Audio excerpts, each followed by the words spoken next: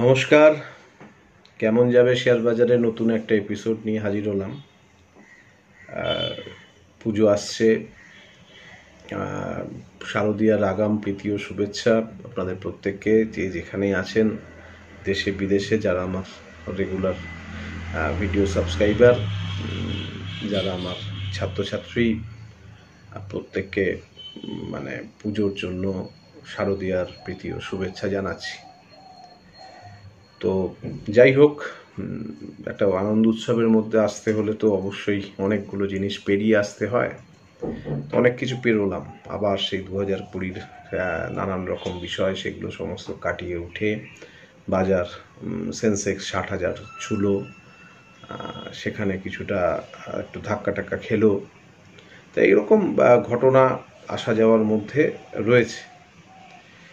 যারা শেয়ার বাজার নিয়ে প্রতিদিন আসেন, প্রতিদিন শেয়ার বাজারকেই নিয়ে কাটান, তাদের কাছে বছরটা মন্দ গেল না এখনো অবধি। প্রচুর বেড়েছে সমস্ত স্টকেরই ভ্যালুয়েশন। শুধু যে কোনো পার্টিকুলার সেক্টর ওয়াইজ যে মুভমেন্ট হয়েছে তা নয়, এখন মোটামুটি সবকটা সেক্টরই একেবারে নতুন নতুন উচ্চতা ছুঁয়েছে। তো সেদিক থেকে দেখতে গেলে ঠিকঠাক আছে এখনো পর্যন্ত বছরটা।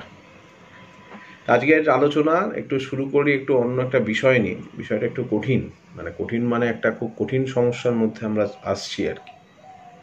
তো সেই সমস্যাটা নিয়েই সেই আলোচনাটা সেদিকে একটুখানি করি, তারপরে রেগুলার যে বিষয়গুলো থাকে সেগুলো অবশ্যই থাকবো। তা যেটা দেখা যাচ্ছে সেটা হচ্ছে যে ক্রুড অয়েল প্রাইস আর হচ্ছে কোল, অর্থাৎ পাওয়ার সেক্টরটা যেটা দিয়ে তৈরি হয়, দেশ চলে যে পাওয়ারের উপরে দাঁড়িয়ে, এদের দাম মারাত্মক বাড়ছে। এবং মোটামুটিভাবে ডিসেম্বরে আগের একটা এস্টিমেট ছিল যে $80 পার ব্যারেল যাবে, সেটা এখন $90 পার ব্যারেল যাবে, এরকমই ভাবা হচ্ছে। তার একটা এফেক্ট তো বাজারে পড়বেই। তো অনেকেই প্রশ্ন করেছেন, এটা নিয়ে অনেক দিন ধরেই একটা প্রশ্ন চলছে যে স্যার এরকম ক্রুড অয়েল প্রাইসটা এইভাবে বাড়ছে, এটার কি এফেক্ট বাজার দেখতে পারে? কারণ 18,000 ছুঁয়ে গেল বাজার প্রায় নিফটিতে। তো সেখান থেকে দাঁড়িয়ে কারেকশান যদি হয়, কারণ ক্রুড অয়েলের উপরে অবশ্যই সমস্ত কিছু নির্ভর করে, তো এই ক্রুড অয়েলের প্রাইসের বাড়ার পেছনে বাড়লে কোন কোন সেক্টরগুলো নিয়ে আসলে অসুবিধা হতে পারে, কোন সেক্টরে আমাদের একটু সাবধানতা অবলম্বন করতে হতে পারে, আবার কোন সেক্টরগুলো এখান থেকে বেনিফিটেরও হতে পারে।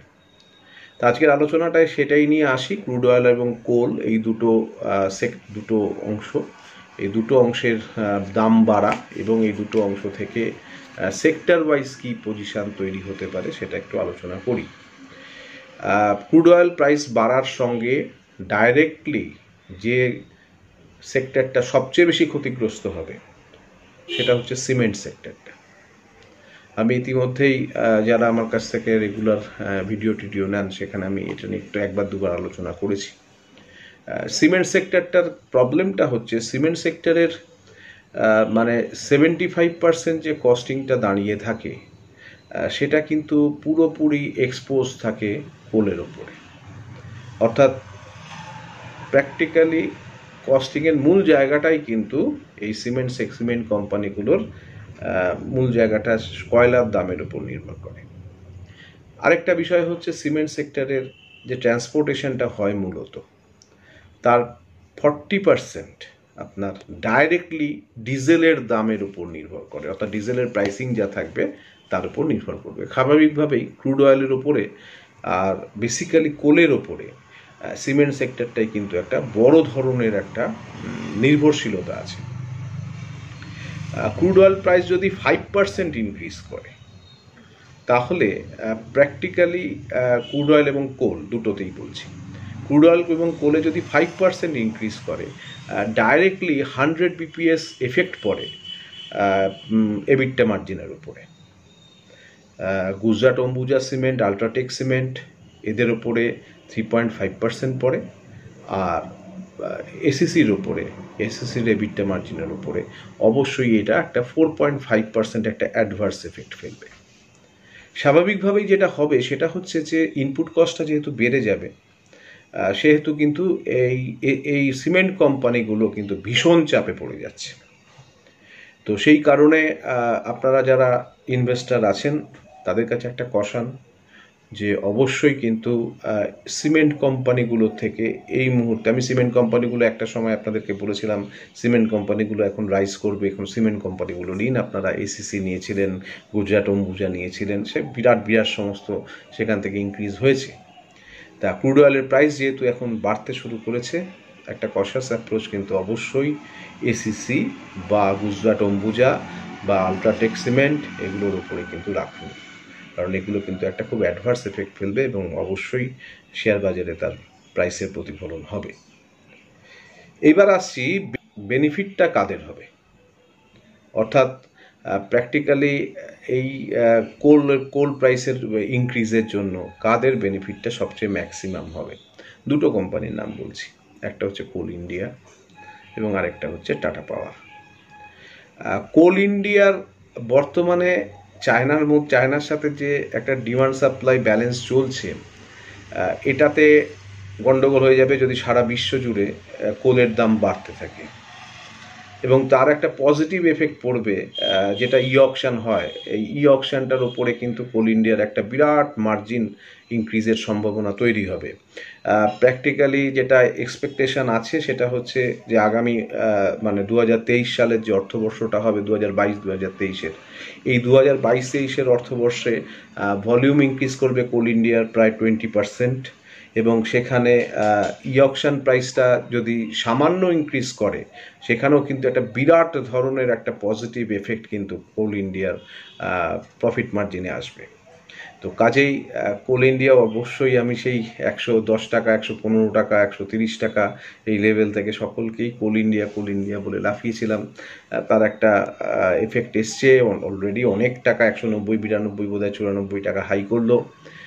কোল ইন্ডিয়া এখনও ধরা যেতে পারে কোল ইন্ডিয়ার কিন্তু সামনের ভবিষ্যৎটা উজ্জ্বল, যেহেতু প্র্যাকটিক্যালি কোলের দামটা ঊর্ধ্বমুখী এবং সারা বিশ্বজোড়া একটা ব্যালেন্সের একটা প্রবলেম আসবে আগামী দিনে। আরেকটা এফেক্ট যেটা পাবেন আপনারা সেটা হচ্ছে হিন্দালকোতে। হিন্দালকোর ক্ষেত্রে যেটা হয়েছে সেটা হচ্ছে যে গ্লোবাল অ্যালুমিনিয়াম প্রাইস যেহেতু ওখানে একটা বিরাট পরিমাণ একটা পাওয়ার কস্টের একটা পাওয়ার কস্টটা বিরাট বেড়ে যাচ্ছে, তার ফলে কিন্তু অ্যালুমিনিয়াম প্রাইসেরও কিন্তু একটা হায়ার ইনক্রিজের জায়গা তৈরি হচ্ছে। তাহলে হিন্দালকোর 2022-23 অর্থবর্ষে হিন্দালকোর মার্জিনের উপরে প্রায় 1.7% একটা এফেক্ট পড়বে। তো সেক্ষেত্রে হিন্দালকোর দামটাও কিন্তু অনেকটাই বাড়ার সম্ভাবনা তৈরি হচ্ছে এই পার্টিকুলারলি কোলের দামের ইনক্রিজের জন্য। তো এই দুটো বিষয় একটু খেয়াল রাখবেন। একদিকে আমি নেগেটিভ জায়গাটা বললাম, একদিকে আমি পজিটিভ জায়গাটা বললাম। তো নেগেটিভ জায়গায় আমি আরেকবার একটুখানি আপনাদেরকে মনে করিয়ে দিই, নেগেটিভ জায়গায় অবশ্যই সিমেন্ট কোম্পানিগুলো থাকবে, আর পজিটিভ জায়গায় অবশ্যই কোল ইন্ডিয়া, টাটা পাওয়ার এবং হিন্দালকো, এই তিনটে কোম্পানি থাকবে। তা আজকের মোটামুটি প্রাথমিক আলোচনাটা এখানে শেষ করছি, এর পরবর্তী আলোচনা নিয়ে আসছি। ইউটিউবের ভিডিওর সাথে ইউটিউবের ভিডিওটা যখন যেরকমভাবে পপুলার হয়েছে আর কি, ঠিক সেরকমভাবেই আপনাদের কাছে আপনাদের রিকোয়েস্ট ছিল যে একটা যদি সপ্তাহ চলাকালীন যদি কিছু প্রেডিকশান কিছু দেওয়া যায় বা কিছু যদি বলা যায় তাহলে সুবিধে হয় কাজকর্ম করার ক্ষেত্রে।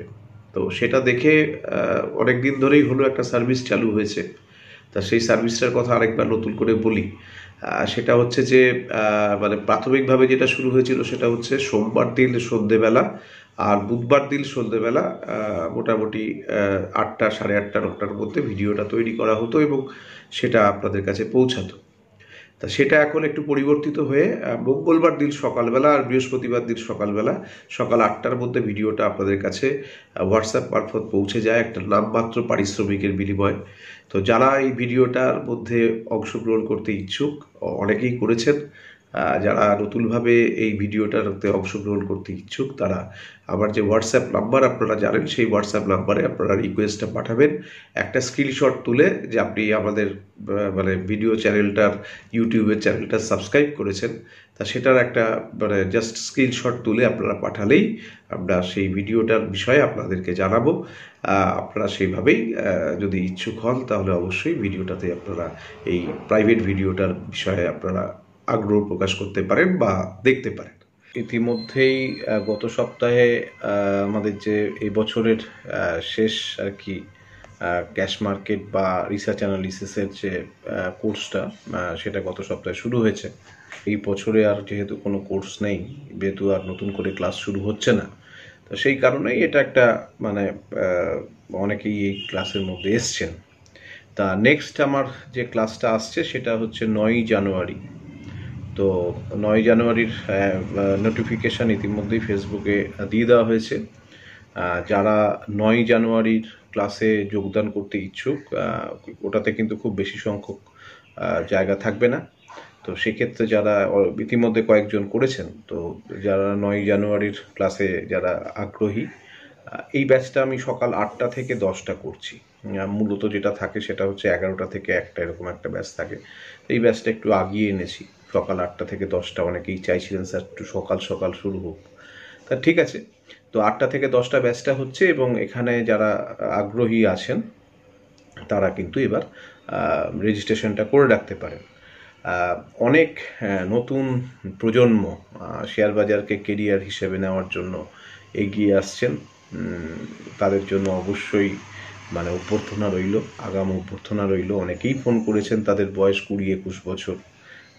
এটা সত্যি মানে আমি একসময় বোধহয় আপনাদের মনে আছে, একদম প্রথম দিকে আমি এটা নিয়ে খুব মানে চিন্তিত ছিলাম যে বাঙালি শেয়ার বাজারের সম্পর্কে আগ্রহটা সেরকমভাবে তৈরি হচ্ছে না। তা আজ প্রায় বছর দেড়েক হতে চললো। তো সেরকম জায়গায় দাঁড়িয়ে অনেকটা কিন্তু অনেক মানুষ, কেউ ইঞ্জিনিয়ারিং পাশ করে ঢুকছেন শেয়ার বাজারে, চাকরি বাকরির অবস্থা খারাপ, এরকম একটা অবস্থার জায়গায় দাঁড়িয়ে নতুন প্রজন্ম যারা পড়াশোনা করছেন কলেজে, তারাও শেয়ার বাজারে আসছেন, শেয়ার বাজারে পড়াশোনা করে কাজকর্ম করার জন্য।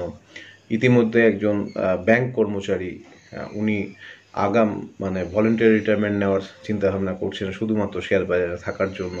এগুলো সবই প্রাপ্তি, অবশ্যই এগুলোতে খুব আনন্দ হয় যে আলটিমেটলি একটা প্রফেশন হিসাবে শেয়ার বাজার আসছে। আগামী জানুয়ারি মাসের ব্যাচটা অ্যানাউন্সমেন্ট করলাম, সেপ্টেম্বরের ব্যাচ শুরু হয়ে গেছে।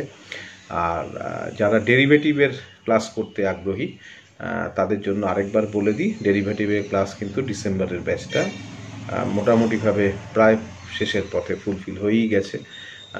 আর কয়েকজনকে নেওয়া যেতে পারে, আমি আপনাদের বলেছিলাম, সেটাও ইতিমধ্যে চলছে। মনে হয় এর মধ্যে ক্লোজ করে দিতে হবে। তো ডেরিভেটিভের ব্যাচটাও খুব হয়েছে। আর ডেরিভেটিভের ক্লাবের বিষয়টাও আপনাদের কাছে অবশ্যই জানা, অর্থাৎ যারা ডেরিভেটিভে ট্রেড করছেন, ডেরিভেটিভের ক্লাবের মেম্বারশিপটা যদি নিয়ে নিতে পারেন তাহলে সুবিধা হবে এটাই যে অন্তত পক্ষে মানে প্রতি সপ্তাহে 2বার করে অ্যানালিসিস করা, সেটা সম্পর্কে বিভিন্ন শেয়ার সম্পর্কে আগ্রহ প্রকাশ করা, সেগুলো জানা, কোথায় কিভাবে আমরা কি ট্রেডটা নিতে পারি, কোন ট্রেডটা সবচেয়ে প্রফিটেবল হচ্ছে, এবং সেখান থেকে দুর্ধর্ষ সব মুভমেন্টও তৈরি হচ্ছে। তো ডেরিভেটিভের ক্লাবটাতে আপনারা যদি আগ্রহী হন তাহলে অবশ্যই কিছুই না, শুধুমাত্র একটা হোয়াটসঅ্যাপ করে দেবেন, তাহলে আপনার ডিটেলসটা দিয়ে দেওয়া হবে।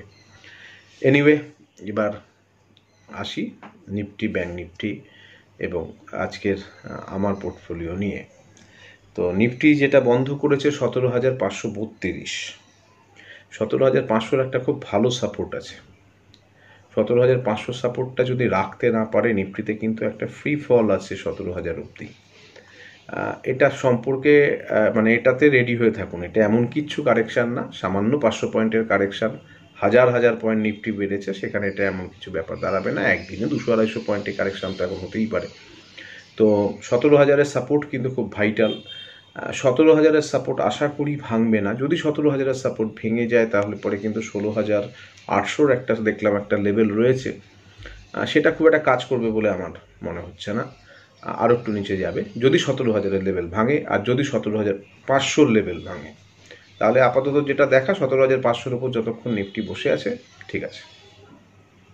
ওপর দিকে উঠলে পরে 17,800 লেভেলটা খুব ভাইটাল রেজিস্ট্যান্স, এবং অবশ্যই 18,000-এর লেভেল একটা সাইকোলজিক্যাল লেভেল থাকবে, ওটাও একটুখানি মানে অবশ্যই একটু বেগ দেবে আর কি। ব্যাঙ্ক নিফটির ক্ষেত্রে 37,000 অবশ্যই একটা ভীষণ ইম্পর্টেন্ট সাপোর্ট। 37,000-এর বন্ধ করেছে 37,225, একটা চ্যানেল ব্রেকডাউন হয়েছে, তো 37,225-এর পরে 37,000-এর সাপোর্ট মানে একদম গায়ে গায়ে আছে। 37,000 ভেঙে গেলে পরে কিন্তু 36,131 অবধি, এবং 36,131 যদি ভেঙে যায় তাহলে 34,800 অবধি কিন্তু ব্যাঙ্ক নিফটি পড়ে যাওয়ার সম্ভাবনা থাকবে। ওপর দিকে উঠলে পরে অবশ্যই এখন যেটা দেখতে হবে 37,500 লেভেলটাকে ক্রস করতে পারে কিনা। খুব দুর্ধর্ষ লেভেলের রেজিস্ট্যান্স কিন্তু 38,000-এ আছে।